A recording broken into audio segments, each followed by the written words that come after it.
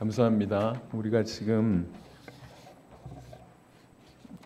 예배로 나왔습니다. 그리고 하나님이 우리에게 우리 예배를 받으신다 이렇게 생각하고 있고 우리가 지금 하나님 앞에 서 있습니다. 방해물을 제거하고 하나님께 영광 돌리는 그런 시간이 되었으면 좋겠습니다. 한 주간 세상에 살다 보니까 묻은 때가 굉장히 많고 원래 우리가 가지고 있는 타락한 본성이 있기 때문에 하나님을 피하려고 하는 외면하려고 하는 것이 지금 우리의 모습입니다.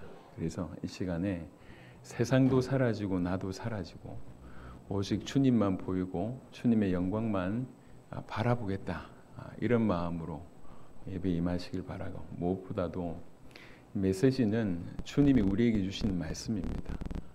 무슨 말씀을 하시든지 제가 듣겠습니다. 그 말씀을 받겠습니다. 이런 마음으로 말씀 받는 귀한 시간 되시기를 그리스도 예수 이름으로 축원합니다. 아멘. 오늘 제목이 일단 조금 심상치 않습니다. 복음은 당신에게 위험하다라고 하는 제목입니다. 이게 복음의 위험성에 관해서 여러분에게 말씀을 드릴 건데 왜 복음이 위험하냐면 우리의 삶을 완전히 바꿀 것이기 때문에 위험하다는 것입니다. 예컨대 요즘에 그런 많은 예능들이 있더라고요. 그 중에 제목도 희한합니다. 결혼 지옥 이런 제목이 있어요. 결혼한 커플인데 이렇게 그냥 지옥 같은 가정을 사는 그런 사람들의 얘기더라고요. 방송 보는 내내 막 이렇게 짜증나고 이런 게 좀 있었어요. 백수가 됐는데 아이를 키우고 있고요. 근데 이제 돈이 자꾸 떨어졌죠. 그리고 계속 빚이 생겼어요. 아이 먹을 분유가 없는 그런 상황입니다. 그런데도 일자리가 없어요. 그런 여러 가지 상황이에요. 여러분 우리가 만일 그런 상황이라 우리가 한번 생각을 해보십시다. 내가 자녀가 있고 키워야 되는데 돈 나올 곳은 없고 계속 어떻든 살다 보니까 계속 빚을 지게 되고 진퇴양난의 그런 상황이에요. 요대로 가다가는 그냥 굶어 죽을 수밖에 없는 그런 상황. 그런 상황인데 누군가 제의를 하는 거예요. 내가 한 달에 500만 원을 주겠다. 아니면 하루 일당 10만 원, 20만 원을 쳐주겠다. 이상한 데가 아니라 와서 일하겠냐라고 하는 제안을 하는 겁니다. 그건 이제 월급과 그걸 볼 때는 대단한 제안이지 않습니까? 근데 거기에 뭐가 포함되어 있냐면 예를 들면 요즘에는 노가다 같은 데 하더라도 일당이 1, 20만 원 정도 합니다. 그러니까 1, 20만 원이 손에 쥐어지는 것은 복이지만 그걸 위한 대가가 있다는 거죠. 하루 종일 새벽 일찍부터 시작해서 등짐을 지고 체력의 극한을 가게 되는 이런 일이 있다는 거예요. 아니면 요즘에 원양어선을 타니까 한 달에 1,000만 원씩 벌고 하더라고요.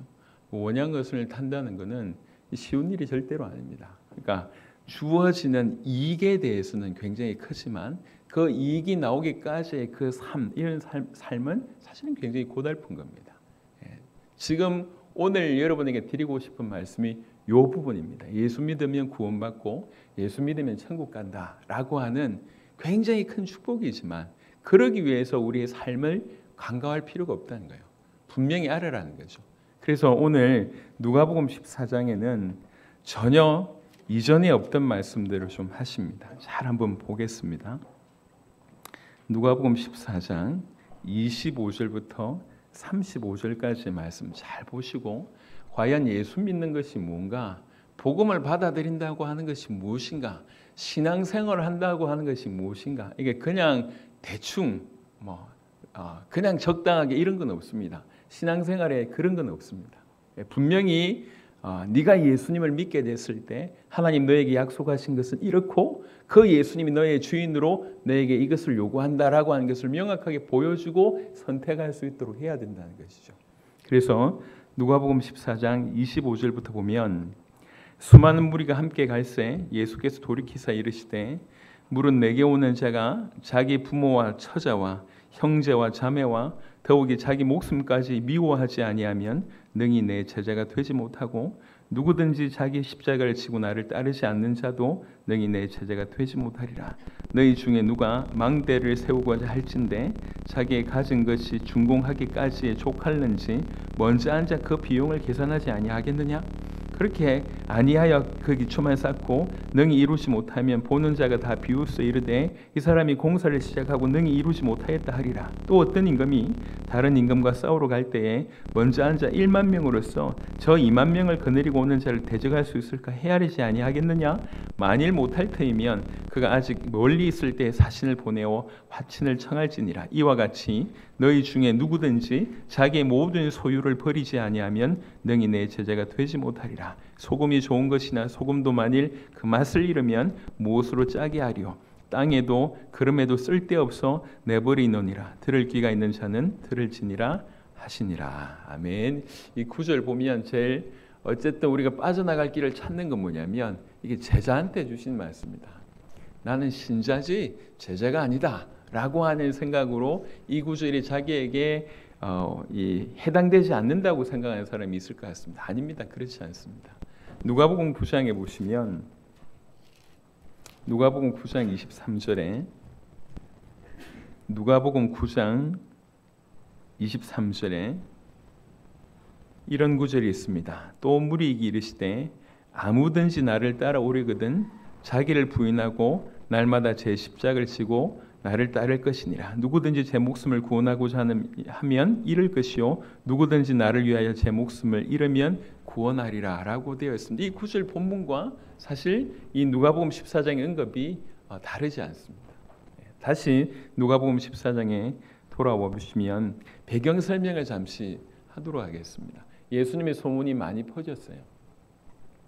예수님이 병을 고친다고 하는 사실, 죽은 자를 살린다고 하는 사실, 오병이의 기적을 일으키고 많은 기적들을 일으킨다고 하는 사실, 그 말씀이 너무나 뛰어나다고 하는 사실들이 전달되기 시작을 합니다. 사람들이 저분을 따라가면, 저분을 왕을 삼으면 우리 먹는 문제 해결되겠다, 질병 문제 해결되겠다, 심지어 죽음의 문제도 해결되겠다, 우리 민족의 문제가 해결되겠구나라고 이제 받아들이게 됩니다. 그래서 수많은 무리가 예수님께 모여들기 시작합니다. 수많은 무리가 예수님께 모여들기 시작한 근본적인 이유는 뭐냐면 자기 유익 때문입니다. 유익을 위해서 쫓아오는 거예요. 지금 이 상황은 어떤 상황이냐면 이제 예수님이 십자가를 지시기 위해서 예루살렘으로 올라가고 있는 과정이에요. 똑같이 길을 가르는데 한 분은 십자가를 지기 위해서 예루살렘 쪽으로 가고 있고 똑같이 길을 가는데 수많은 사람들은 그분에게서 유익을 쫓으려고 하는 거예요. 같은 길인데 전혀 다른 길이에요. 자기 유익을 쫓아오는 그 수많은 사람들에게 고개를 돌려서 이제 얘기하는 거예요. 물어 내게 오는 자 너희가 진짜로 내게 오려고 하는 거냐? 내게 오는 자는 자기 부모와 처자와 형제와 자매와 더욱이 자기 목숨까지 미워하지 아니하면 안 된다라고 되어 있습니다. 여기 미워하다라고 한 이 용어는 헬라어로 조금 더 정확하게, 조금 더 우리 입장에서 더 이렇게 비슷한 이렇게 해석이지만 조금 더 피부로 다가오는 해석은 미워하다라고 하는 해석보다는 덜 사랑한다라고 하는 해석이에요. 너희가 나보다 그 부모를 아니면 그 자녀를 그 모든 것들을 나보다 그것을 사랑하면 내 제자가 못 된다라고 얘기합니다. 최상급으로 주님을 사랑해야 된다 이 얘기입니다. 그리고 또 그 다음에 뭐라고 얘기하고 있냐면 누구든지 자기 십자가를 지고 나를 따르지 않는 자도 능히 내 제자가 되지 못하리라. 여러분 예수님의 십자가 사건 이전의 얘기잖아요. 아직 예수님 십자가 지시지 않으셨어요. 그때 당시의 십자가는 뭐냐면 치욕의 상징입니다. 그리고 누가 보더라도 최고의 범죄자다라고 하는 확정입니다. 그게 십자가예요. 그러니까 얼마나 부끄럽고 얼마나 무섭고 얼마나 큰 대가를 치른 줄 알고 있어요. 그러니까 너희가 나를 따라오려거든 십자가를 지고 따라와야 된다라고 한 이 말은 사실 충격적인 얘기입니다. 따라오려면 이래야 된다는 얘기예요. 그러면서 이제 판단해라, 결정해라. 그럼에도 불구하고 따라오겠느냐라고 얘기하면서 두 가지 예를 듭니다. 하나는 28절에 너희 중에 누가 망대를 세우고자 할진대. 그러니까 망대라고 하는 말이 지금 잘 이해가 되지 않으면 그냥 뭐 농원을 짓는다 요 정도로 생각하면 됩니다. 망대를 세우고자 할진대 자기의 가진 것이 준공하기까지 족할는지 먼저 앉아 그 비용을 계산하지 아니하겠느냐?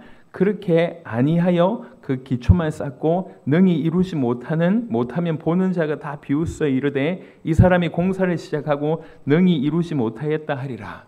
무슨 말이냐면 건축을 하는데 자기가 돈이 얼마 있는지 알고 이 건축비가 얼마 있는지 계산하고 그래 건축하지 않겠냐는 얘기입니다. 그때 당시에 실제로 이렇게 치밀하게 설계하지 못해서 공사를 하다가 중간에 멈춘 일들이 꽤 있었나 봐요. 예를 들면 빌라도가 그때 당시에 수로 공사를 했던 모양입니다.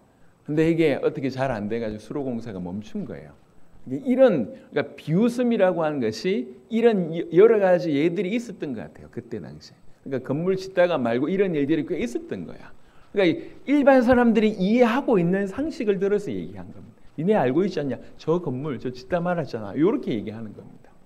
건물을 짓기 전에 자기가 가지고 있는 돈으로 이거 지을 수 있느냐 없느냐 그거 생각하지 않겠냐? 예, 당연히 생각해야지. 이렇게 얘기합니다. 또 하나는 또 어떤 임금이 다른 임금과 싸우러 갈 때에 먼저 앉아 1만 명으로서 저 2만 명을 거느리고 오는 자를 대적할 수 있을까? 헤아리지 아니하겠느냐? 우리 군대가 10,000명밖에 없는데 저 적군에서 2만 명이 온대요. 예. 이 전략 가지고 이길 수 있을까? 지형을 잘 이용해서 이길 수 있을까?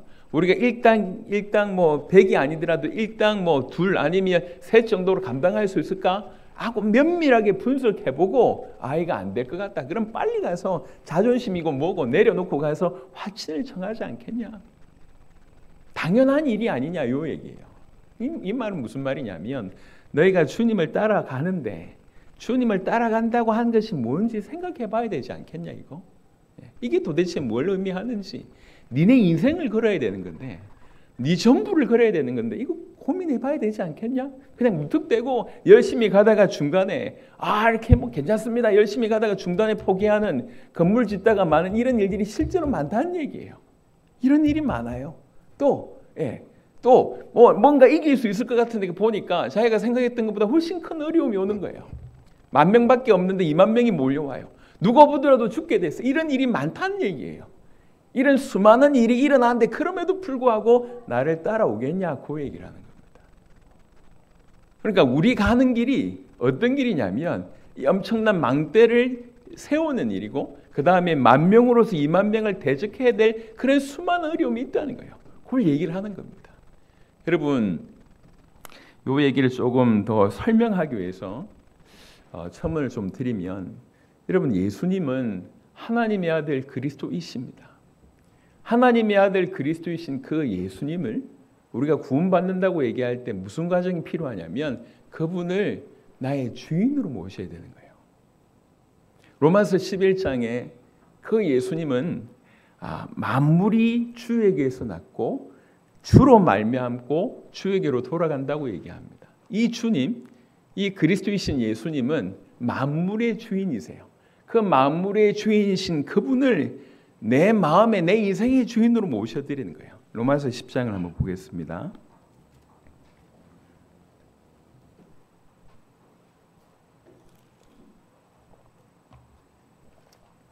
여러분 잘 아는 구절입니다. 로마서 10장 9절 보겠습니다. 로마서 10장 9절 우리 다 같이 합독하겠습니다. 네가 만일 네 입으로 예수를 주로 시인하며 또 하나님께서 그를 죽은 자 가운데서 살리신 것을 네 마음에 믿으면 구원을 받으리라. 아멘. 여러분 이 로마서의 이 배경은 이미 아시겠지만 왜 로마 시대 때 예수님을 믿는 자들이 그렇게 사지로 끌려가고 죽임을 당하고 핍박을 받고 감옥에 가게 됐냐면 여러 이유 있지만 가장 결정적인 이유는 그때 당시에 주는 유일한 황제의 호칭이었어요. 황제를 주라고 불렀어요. 그럼에도 불구하고 이 기독교인들은 그걸 거부하고 예수님을 주라고 부르는 거예요. 이건 국가의 반역죄입니다. 그런 상황이에요. 그런 상황임에도 불구하고 네가 이것이 믿어져서 하나님이 믿어지고 예수님이 믿어지고 너의 진노당함을 믿어져서 오직 예수님만이 나를 구원하실 수 있는 그리스도이시며 하나님의 아들이시며 주인이라고 믿어져서 그것을 진실로 주인으로 받아들인다고 하면 너는 참으로 구원받은 것이다 라고 로마서 10장을 얘기하고 있습니다. 여러분 생각을 해보세요. 그때로 한번 돌아가 보자고요. 2000년 전으로 돌아가 보면 일단 예수님의 출생이 불분명해요. 어디서 태어나셨는지 몰라요. 실제로 길 가다가 태어나신 거잖아요. 예수님의 출생이 불분명해요. 근데 뭐라고 얘기하고 있냐면 그가 하나님의 아들이래요. 그가 성령으로 잉태된 자래요. 그가 남녀 간의 관계가 아니라 성령으로 잉태돼서 처녀의 몸으로 났대요. 이거를 로마의 대부분의 그 이방인 사람들이 이 사실을 믿었다는 겁니다. 여러분 이거는 참 믿기 어려운 일입니다. 그리고 저 나사렛이라고 하는 촌동네에 가장 가난한 사람으로 지냈던 분입니다. 그리고 정식 교육을 받지 않았어요. 근데 이 사람이 그 헬라 철학부터 시작해서 모든 최고의 지성보다 뛰어나다라고 그분이 하나님이라고 이 사람들이 믿는 겁니다. 로마 시대 입장으로 돌아가 보면 사실은 불가능한 일이에요. 그리고 십자가를 졌다는 얘기는 공식적으로 죄인이라고 하는 확정이거든요. 그리고 이건 로마의 반역자일 뿐만 아니라 엄밀하게 얘기하면 유대인들이 얘기를 한 거잖아요. 신성모독죄라고 이렇게 찔러가지고 된 거 아닙니까? 그러니까 자기 나라에서는 신성모독죄요. 그 정복국가에서는 반역죄로. 그러니까 거의 정신병자 취급당하면서 십자가를 지셨는데 뭐라고 얘기하냐면 우리 죄를 위해서 지셨고 이 십자가를 통해서만 구원받을 수 있다라고 전합니다. 이게 복음이에요. 그래서 복음은 원래 믿기 어려운 겁니다. 인간의 지식으로 믿을 수 없는 것이 복음이에요. 하나님의 성령께서 그것이 우리 안에 깨달아지게 하지 않으면 사실은 불가능합니다. 여하튼 그 사실이 믿어져서 내가 예수님을 주인으로 모신다고 하는 것은 모든 다수에서 배척을 받고 다수의 문화에서 배척을 받고 소수의 교회 속으로 들어가게 결단하는 겁니다. 이 결단은 절대로 쉬운 결단이 아니에요. 죽음이 올 수 있고 핍박이 올 수 있고 소유를 다 빼앗길 수 있습니다. 그럼에도 불구하고 나는 이쪽 편으로 가겠습니다라고 하는 결단입니다. 그때와 지금은 상황은 다를 수 있습니다. 하지만 결단은 똑같은 강도여야 합니다. 우리가 예수님을 믿는다고 하는 거, 내가 복음을 받아들인다고 하는 거, 내가 예수님 편에 선다고 하는 결정은 쉬운 결정이 아니에요. 그래서 무조건 예수 믿으면 축복받고 예수 믿으면 뭐 천국 가고 예수 믿으면 응답받고 라고 하는 수준으로 얘기해야 될 것이 아니라 예수 믿는 것이 어떤 것인지 정확하게 얘기해 줘야 되고 예수 믿게 됐을 때 어떤 삶을 살게 됐는지를 설명해 줘야 됩니다. 오늘은 그 설명을 하는 것입니다. 여러분 예수님을 우리 주인으로 모셔드렸잖아요. 자, 요것에 대해서 여러분이 아는 바 몇 가지를 설명을 해보면 그분을 우리 주인으로 내 인생의 주인으로 모셔드린 것입니다. 내 삶의 주인의 자리가 완전히 뒤바뀌는 거예요. 하나님이 주인이고 나는 종이라고 자처하게 되고 나는 그냥 청지기일 뿐이라고 인식하게 되는 거. 그래서 구원은 상태의 변화이기도 하지만 관계의 변화입니다. 구원은 내가 영원한 천국에 간다 이것도 맞지만 내가 하나님과 하나가 됐다 이 얘기예요. 내가 주님을 나의 주인으로 모시고 나는 그분의 종이 된다라고 하는 이 인식, 이게 관계입니다. 이게 구원입니다. 그러니까 예수님을 나의 주인으로 모신다 여기서부터 시작되는 거예요. 그러니까 그분은 나의 주인이 되는 것입니다. 나의 주인이 된다는 얘기는 다른 말로 얘기하면 내 모든 소유권이 그분에게로 이양된다는 얘기예요. 내가 가지고 있는 시간, 내가 가지고 있는 물질, 내가 가지고 있는 건강, 내가 가지고 있는 내 몸, 내 영혼, 내 마음, 내 생각, 우리 가족, 우리 교회, 우리 가정, 심지어 순간순간의 어떤 판단, 결정, 내 미래, 내가 가지고 있는 모든 좋은 것뿐만 아니라 내가 가지고 있는 문제, 내가 가지고 있는 어려움, 그 모든 것들을 이양한다. 이게 주인이 바뀐다는 얘기입니다. 예수님을 나의 주인으로 모신다고 한 것은 바로 이 얘기를 얘기하는 겁니다. 그 예수님이 나의 주인이 되시면 데살로니가전서 5장을 한번 보겠습니다. 데살로니가전서 5장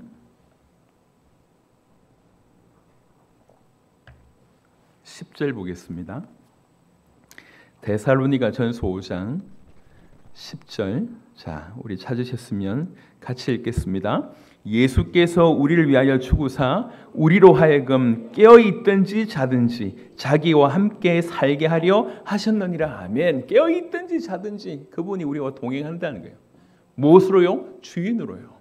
그러니까 구원받았다고 얘기할 때 제일 먼저 인식해야 될 것은 내 주인이 예수님이다라고 하는 것에 대한 인식이 있어야 됩니다.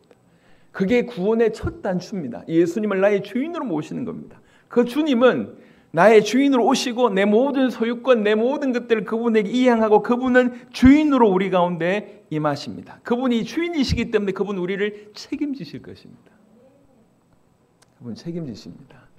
그런데 책임지실 뿐만 아니라 우리에게 주인으로서 합당한 요구를 하신다는 거예요. 그분 우리에게 요구하시고 그분 우리에게 명령하십니다. 그 요구와 명령을 누가복음을 통해서 마태복음을 통해서 몇 가지 한번 살펴보시도록 하겠습니다. 마태복음 5장입니다. 마태복음 통해서 몇 가지만 살펴보겠습니다. 잘 아는 얘기인데요. 이미 들었던 얘기지만 마태복음 5장 38절부터 보시면 많은 얘기가 있습니다. 한 예만 그 주인이신 주님이 우리에게 뭔 요구를 하시냐 이런 요구를 합니다. 마태복음 5장 38절 또 눈은 눈으로 이는 이로 갚으라 하였다는 것을 너희가 들었으나 나는 너희에게 이르노니 악한 자를 대적하지 말라. 악한 자 대적하지 말래요. 누구든지 네 오른편 뺨을 치거든 왼편도 돌려대며. 여러분 인생 수십 년 사셨잖아요. 이런 적 한 번이라도 있으십니까? 또 너를 고발하여 속옷을 가지고자 하는 자에게 겉옷까지도 가지게 하며 또 누구든지 너로 억지로 오리를 가게 하거든 그 사람과 심리를 동행하고 내게 구하는 자에게 주며 너에게 꾸고자 하는 자에게 거절하지 말라라고 얘기합니다. 이게 우리 주님이 우리에게 하는 명령입니다. 내가 너 주인이지. 내가 너의 주인이잖아. 그럼 너 이렇게 해. 라고 하는 것 중에 하나입니다. 43절에 또 네 이웃을 사랑하고 네 원수를 미워하라 하였다는 걸 너희가 들었으나 나는 너희에게 이르노니 너희 원수를 사랑하며 너희를 박해하는 자를 위하여 기도하라 라고 되어 있습니다. 우리 본능과 본성과 맞지 않는 얘기예요. 근데 그분이 우리 주인으로 오셨어요. 그리고 우리에게 하나씩 얘기하는 겁니다. 이렇게 해, 저렇게 해, 이렇게 얘기하는 거예요. 우리 주인은 우리 인생을 책임지십니다.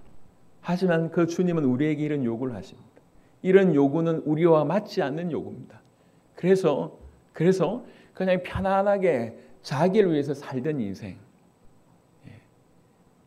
아무것도 하기 싫고 그냥 마음껏 그냥 쉬고만 싶고 그 안전한 상태를 유지하고자 하는 우리에게 복음은 위험한 것입니다. 우리 인생을 바꿀 수밖에 없는 위험한 것입니다. 또 뭐라고 얘기하냐? 마태복음 18장만 보겠습니다. 마태복음 10장을 먼저 보겠습니다. 마태복음 10장 37절 마태복음 10장 먼저 16절 보시고 그 다음에 37절부터 보겠습니다. 마태복음 10장 16절 보라 내가 너희를 보냄이 양을 이리 가운데로 보냄과 같도다. 그러므로 너희는 뱀같이 지혜롭고 비둘기같이 순결하라. 우리 주님 명령하십니다. 가라. 아니 저 양인데요. 가. 아니 저 이리떼에 있는데요. 가. 우리 주님 명령하십니다. 영혼을 살리기 위해서 세상을 살리기 위해서 가라고 명령하십니다. 이리떼가 바글바글 거린다는 걸 우리도 알고 주님도 알아요. 그럼에도 불구하고 우리 명령하십니다. 가. 37절에 마태복음 10장 37절에 아버지나 어머니를 나보다 더 사랑하는 자는 내게 합당하지 아니하고 아들이나 딸을 나보다 더 사랑하는 자도 내게 합당하지 아니하며 또 자기 십자가를 지고 나를 따르지 않는 자도 내게 합당하지 아니하리라. 자기 목숨을 얻는 자는 잃을 것이요 나를 위하여 자기 목숨을 잃는 자는 얻으리라. 다 앞에 일어나고 목숨을 요구하십니다. 나를 위해 넌 목숨 드려야 돼. 이렇게 얘기합니다. 그게 우리 주님이 우리에게 하는 요구예요. 마태복음 18장을 보겠습니다. 마태복음 18장 3절 4절에 보니까 진실로 너희에게 이르노니 너희가 돌이켜 어린아이들과 같이 되지 아니하면 결단코 천국에 들어가지 못하리라. 그러므로 누구든지 이 어린아이와 같이 자기를 낮추는 사람이 천국에서 큰 자니라. 낮춰. 너 자신을 낮춰.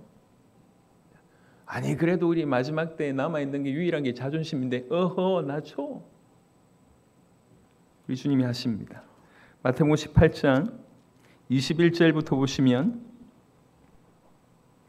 21절 그때 베드로가 나와 이르되 주여 형제가 내게 죄를 범하면 몇 번이나 용서하여 주리이까 7번까지 하오리이까 예수께서 이르시되 너에게 이르노니 7번뿐 아니라 7번을 70번까지라도 할지니라. 용서해라. 용서해라. 용서하기 힘든 시대죠. 갈등이 많습니다. 용서가 잘 안 되는 시대입니다. 용서하라고 말씀하십니다. 19장 19절에 네 부모를 공경하라. 네 이웃을 네 자신과 같이 사랑하라 하신 거라. 네 이웃을 네 자신과 같이 사랑하라고 얘기합니다. 21절에 예수께서 이르시되 네가 온전하고자 할진대 가서 네 소유를 팔아 가난한 자들에게 주라. 그리하면 하늘에서 보화가 너에게 있으리라. 그리고 와서 나를 따르라 하시니라.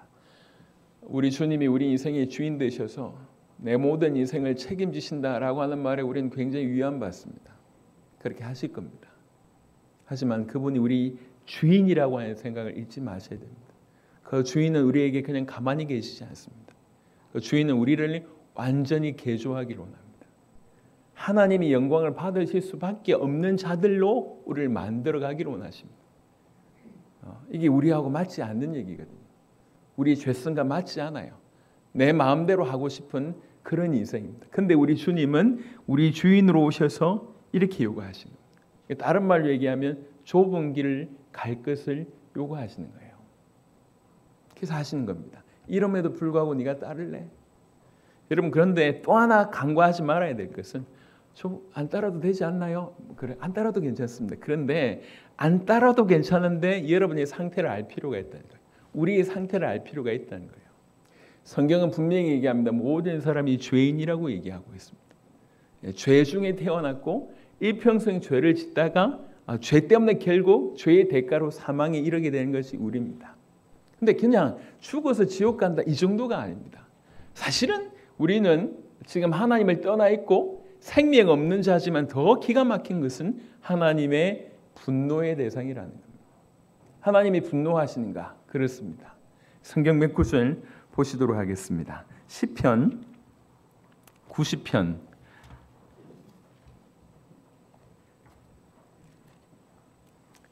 90편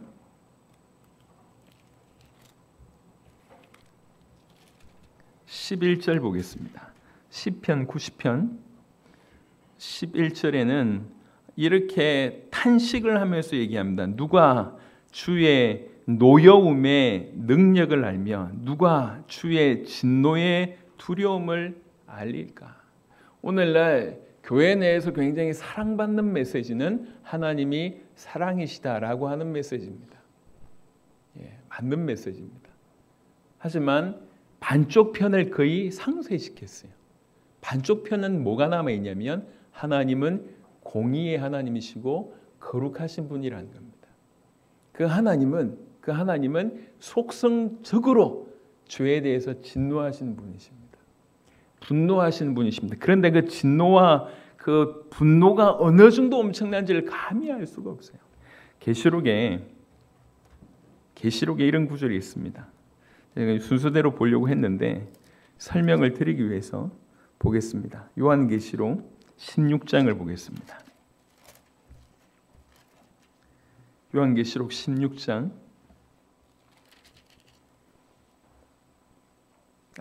죄송합니다. 6장입니다. 6장 16절입니다.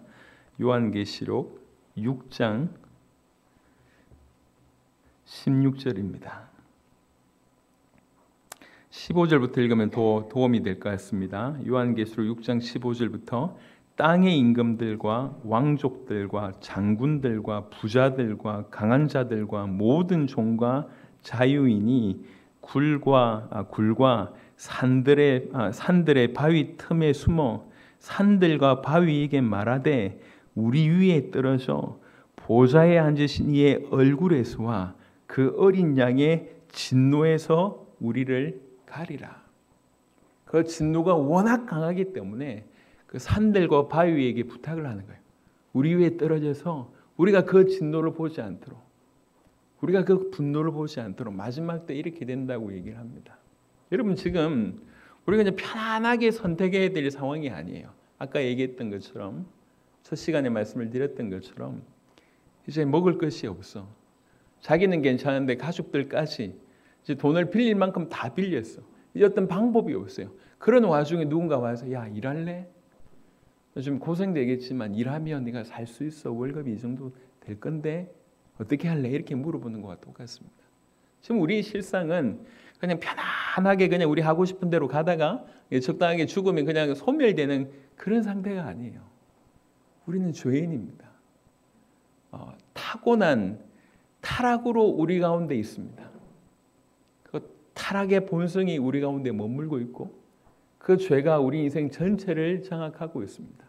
죄 곧 내가 되었습니다. 정말 순수하게 하나님 보실 때에 정말 하나님의 영광만을 위해서, 하나님만을 위해서 우리는 단 한 시간도, 심지어 단 1초도 살아본 적이 없어요. 그게 우리의 모습이에요. 하나님은 하나님 떠나 있는 우리를 진노의 대상으로 보십니다. 그 진노의 능력을 누가 감히 알겠냐? 성경은 이렇게 얘기하고 있습니다. 그래서 그 능력이 어느 정도냐면 마지막 때에 그 수많은 고관들, 수많은 대단한 사람들이 바위에게, 산에게 부탁을 하는 거예요. 제발 내 위에 떨어져서 그 진노를 내가 안 볼 수 있도록, 그 어린 양의 보좌에 그 진노를 내가 보지 않을 수 있도록 나를 좀 가려달라, 이렇게 얘기한다는 겁니다. 예레미야 10장을 보겠습니다.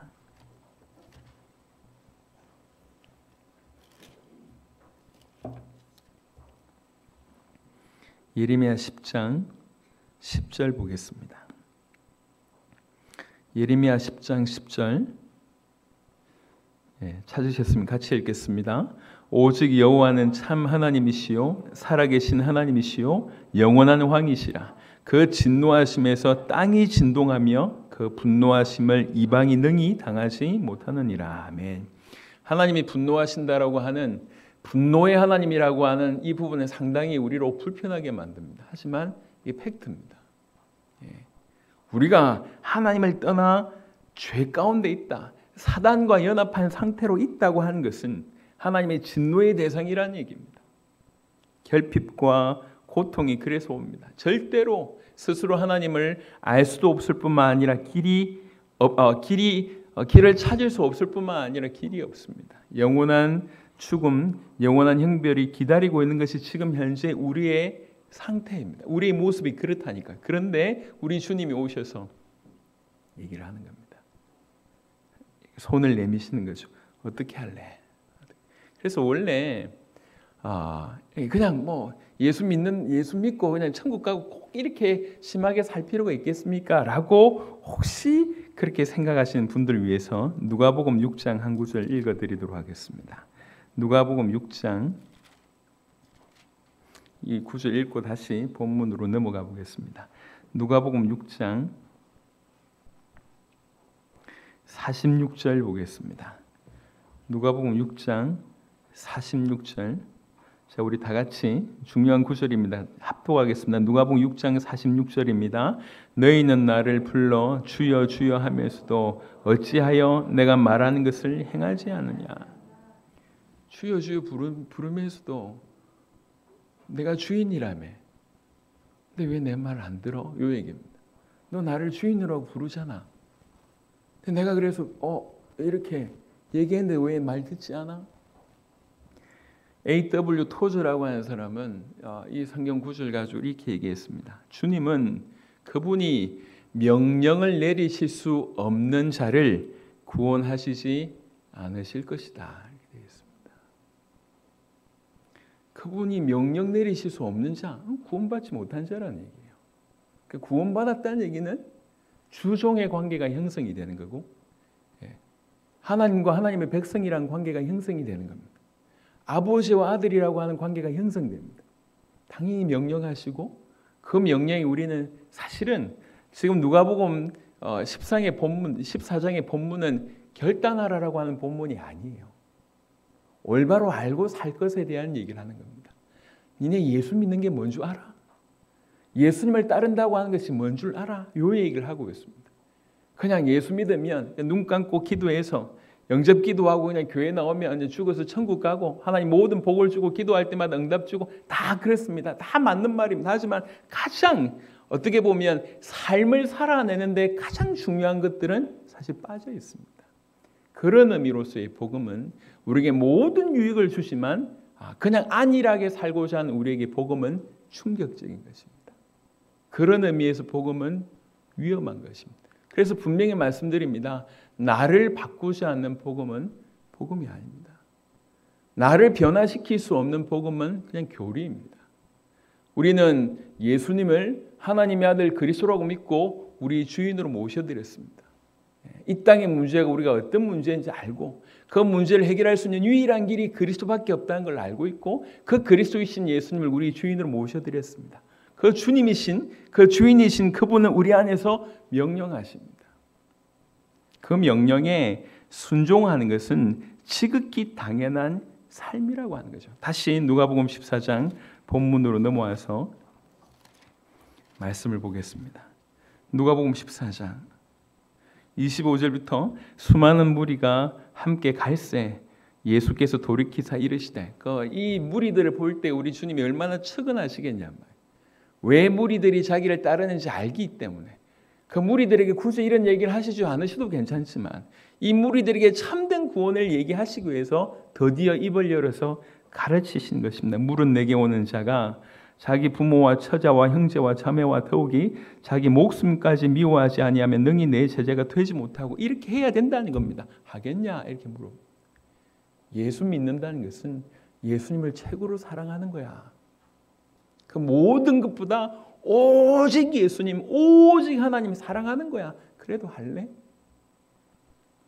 누구든지 자기 십자가를 지고 나를 따르지 않는 자도 능히 내 제자가 되지 못하리라. 예수님 따른다고 하는 것은 수많은 십자가를 지는 삶이야. 그 십자가는 치욕적인 삶이야.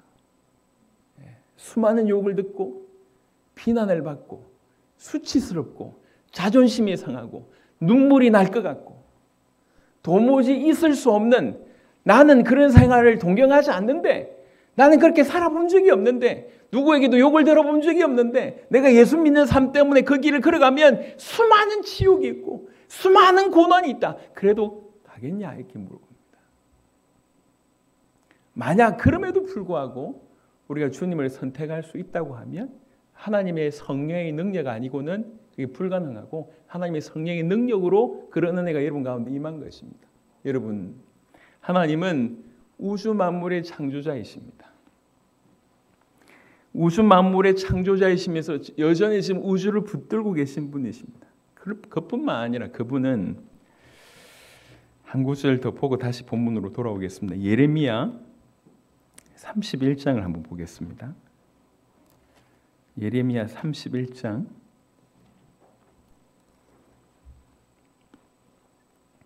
구약성경 예레미야 31장 3절입니다. 예레미야 31장 3절 우리 다 같이 합독하도록 하겠습니다.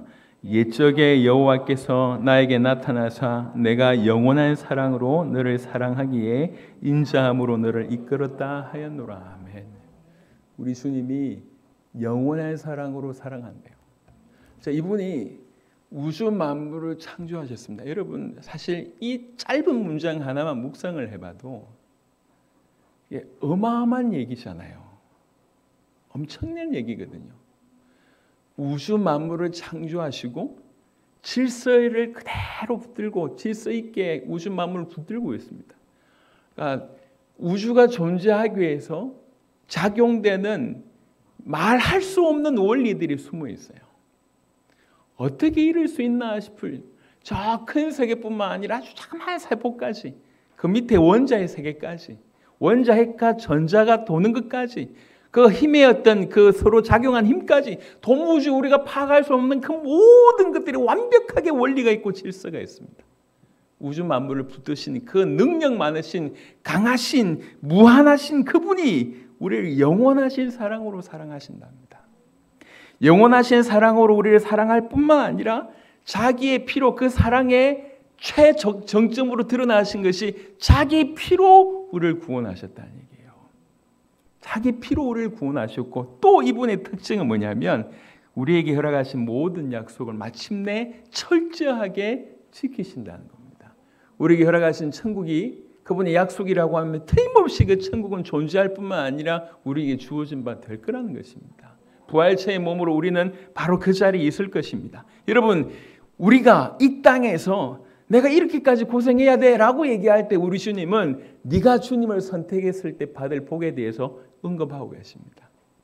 이런 와중에도 그 무엇보다도 주님을 사랑하고 십자가를 지면서까지 걸어갈 만한 이유는 주님이 그러한 분이시기 때문이라는 겁니다. 그러니까 예수 믿으면 복받고 예수 믿으면 치유받고 이 정도로 생각하지 마시고 도대체 예수님을 내 인생의 주인으로 모셔드린다고 하는 것이 무엇인가?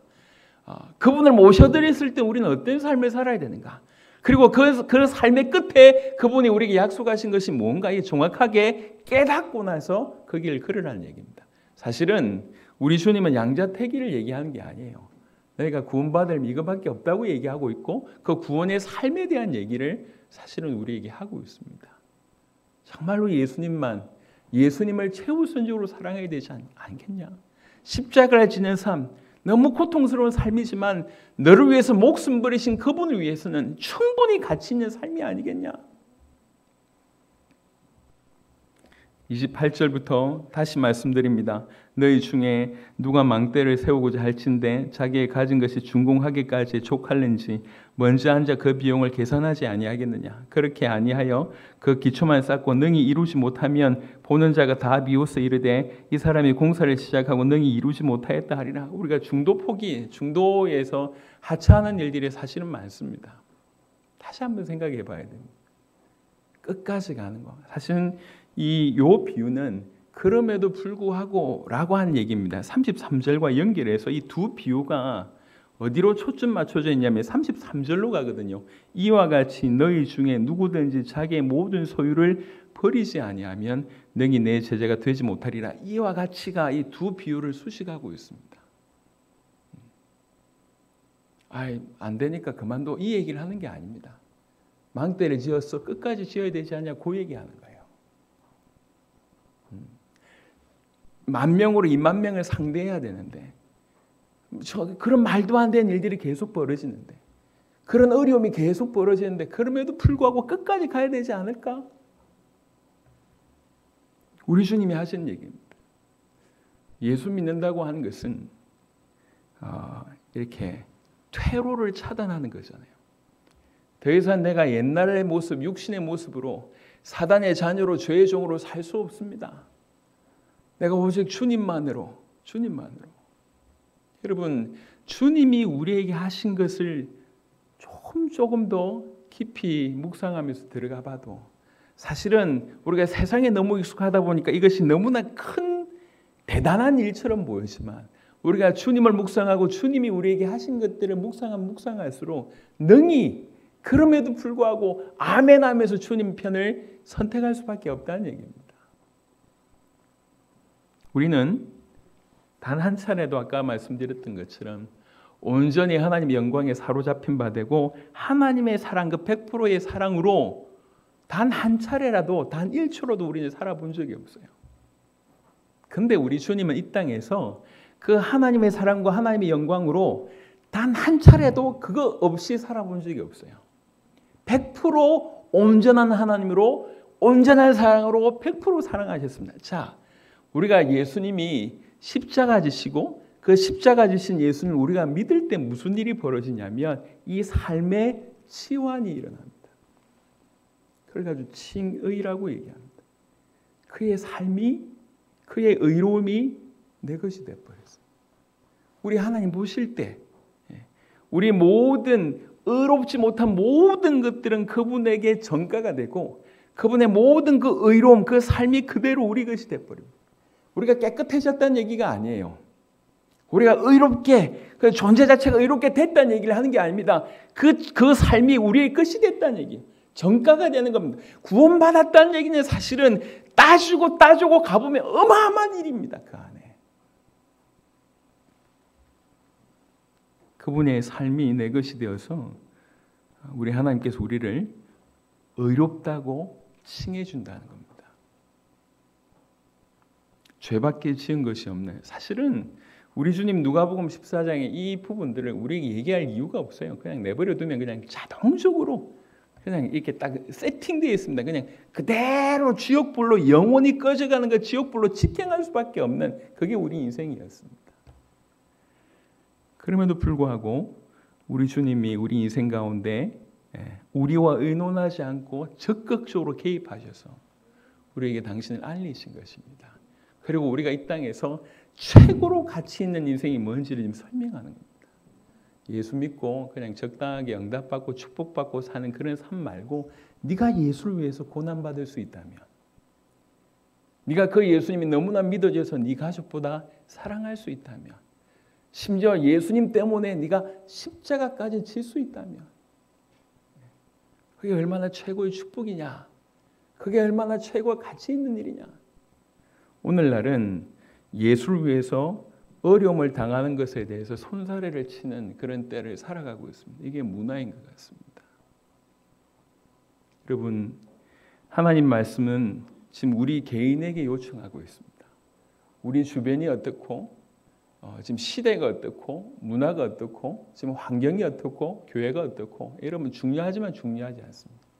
하나님이 나에게 뭐라고 말씀하시는가?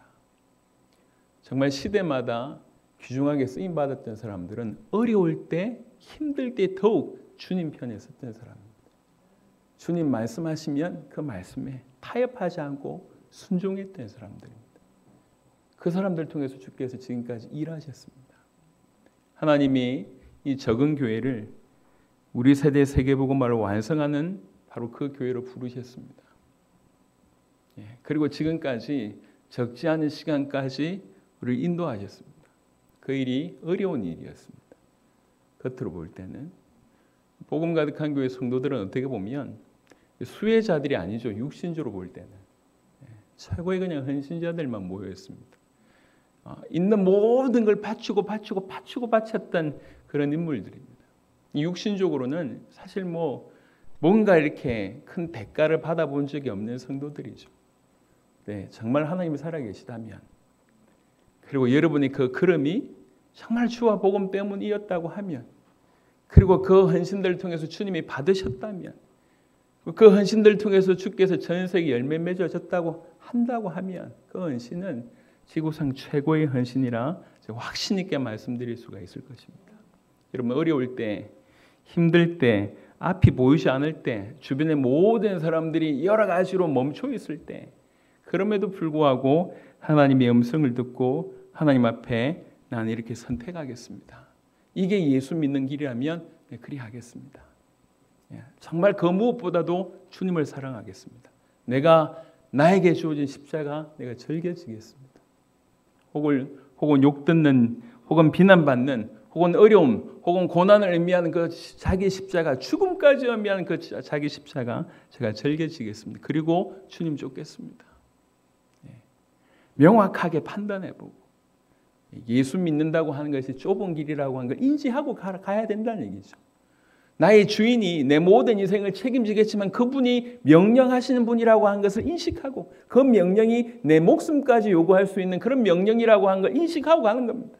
그래서 교회 생활, 여러분 교회 그 군대에서 주일날 교회 가고 천주교 가고 절에 가고 하는 걸 명칭이 뭐냐면, 뭐라고 명칭하냐면 종교 행사라고 명칭합니다. 종교 행사. 오랜만에 제가 얘기하는데 종교 행사.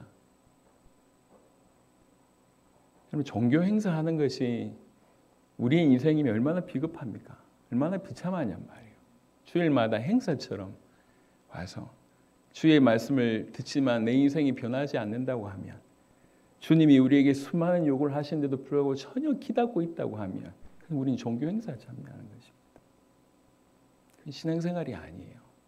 예수 믿는 삶은 그런 삶이 아닙니다. 그리고 아무나에게 어떤 의미로 요 얘기를 하지 않으십니다. 말씀을 결론 맺도록 하겠습니다.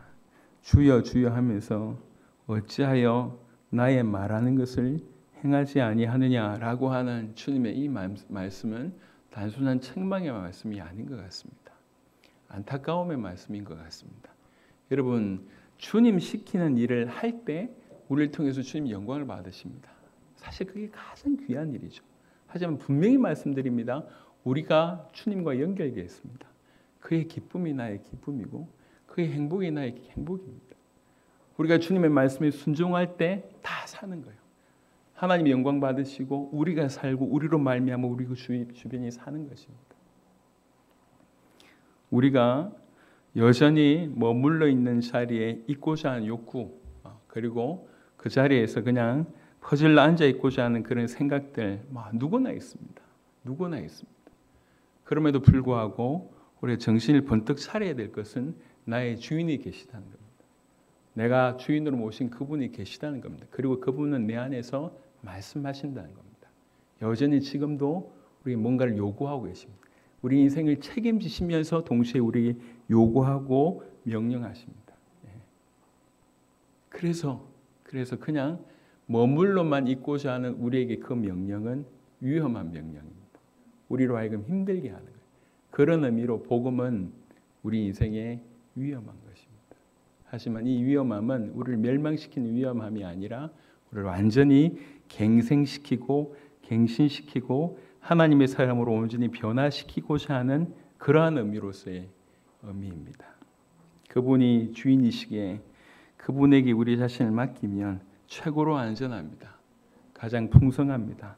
미래가 보장이 됩니다. 최고의 축복입니다. 더더군다나 그분과 내가 연결되어 있기 때문에 내 것이 주님의 것이라고 하면, 내 소유를 그분에게 이양했다고 하면 이건 또 기가 막히게 주님의 것이 내 것이 되는 놀라운 일이 벌어진다는 것입니다. 우리 주님 우리를 책임지십니다. 끝까지 우리를 구원하시고 영원한 하나님의 나라까지 우리를 인도하실 것입니다. 자든지 깨든지 그는 우리와 동행하십니다. 그 주님이 우리에게 속삭이기도 하시고 아주 강력하게 명령하기도 하십니다. 그 명령에 순종하는 것이 예수님을 믿는 것입니다. 그게 복음을 받아들였다는 뜻입니다. 그게 좁은 길을 걸어간다고 하는 뜻입니다. 그게 십자가를 진다고 하는 뜻입니다. 오늘 우리 주변에 바로 이 자리에서, 우리 이 상황에서, 바로 이 상황에서, 지금 나의 수준에서, 나의 입장에서 우리 주님이 뭐라고 명령하시는가? 없습니까? 명령이? 그럴 리가요. 주님의 명령이 여러분에게 없다면 여러분과 무관한, 여러분 주님과 무관한 사람입니다. 그럴 리가 없습니다. 우리 마음에, 우리 생각에, 우리 양심에, 또 주의 종의 입술을 통해서 여러분에게 말씀하실 것입니다. 그 말씀에 한 번도 그래 본 적이 없다면 이번 주라도 의식적으로도 하루에 한 번이라도 주님의 명령이라고 여겨지는 것에 한번 순종해 보십시오. 명령이라고 여겨지는 것을 누군가를 용서해 보시고 주님을 더 사랑한다고 하는 그런 결정을 해보시길 바랍니다. 지금 아침에 갑자기 어제부터 갑자기 열이 나고 뭐 눈이 안 보인다 그러고 귀가 안 들린다 그래서 지금 저희 셋째가 병원 가 있습니다. 아침에 교회로 오면서 제 셋째를 병원에 보냈고 저는 이 자리에 왔습니다. 스스로 그런 자문을 했습니다. 이런 상황에도 내가 주님으로 인해 기뻐할 수 있는가? 이 자문을 제가 하게 됐습니다. 이런 상황에 주님만으로도 기뻐할 수 있는가? 여러분, 사실은 우리 주변에 일어나는 수많은 것들을 통해서 우리에게 말씀하십니다. 그리고 우리를 일깨워 세우십니다. 여러분, 정말로 하나님은 살아계시고 정말로 그분이 우리의 주인이라고 하는 사실, 나의 주인이라고 하는 사실, 나를 그분의 종으로 선택했다고 하는 사실, 이만큼 영광스러운 일은 사실은 없습니다. 그렇잖아요. 그 주님이 우리를 책임지십니다. 동시에 그 주님이 우리에게 명령하십니다. 우리는 그 주님을 따라야 됩니다. 그 주님께 순종해야 됩니다. 그래서 복음은 우리 인생 전체를 바꾸실 거기 때문에 복음은 그런 의미로서 위험합니다. 그런데 복음이 우리 인생을 바꾸지 않는다. 그건 복음이 아닙니다. 지식입니다. 교리일 뿐입니다. 복음이 저와 여러분들에게 가장 강력한 무기가 되시기를 그리스도 예수 이름으로 축원합니다. 아멘. 하나님 감사합니다.